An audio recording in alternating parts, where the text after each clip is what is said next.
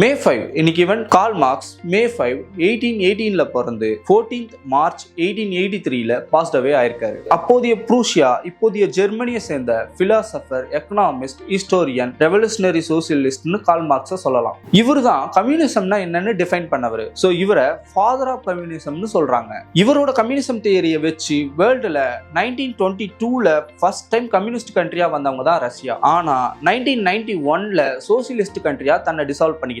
ரஷ்யாவை ஃபாலோ பண்ணி சீனா, Cuba, Vietnam, north Korea இவங்கெல்லாம் இன்னும் கம்யூனிஸ்ட் கண்ட்ரியா இருக்கிறாங்க. ஆனா தன்னை கம்யூனிஸ்ட் கண்ட்ரின்னு சொல்லிக்கிறாங்களே தவிர இது வரைக்கும் யாரும் அதை கரெக்டா ஃபாலோ பண்ணல. எக்ஸாம்பிளுக்கு நார்த் கொரியாவை சொல்லலாம். அங்க என்ன ரூலிங் போயிட்டு இருக்குன்னு உலகத்துல இருக்க எல்லாருக்கும் தெரியும். நான் கால் மார்க்ஸ் பத்தியும் கம்யூனிசம் பத்தியும் தெளிவா புரிஞ்சுக்கிட்டது எங்க டைரக்டர் சிவராஜ் வேல் சாரோட கிளாஸை பார்த்துதான். உங்களுக்கு அந்த கிளாஸஸ்லாம் பார்க்கணுன்னு எங்களோட official channel smart leaders IAS அகாடமியில் இருக்கு. போய் செக் பண்ணி பாருங்க. தேங்க்யூ.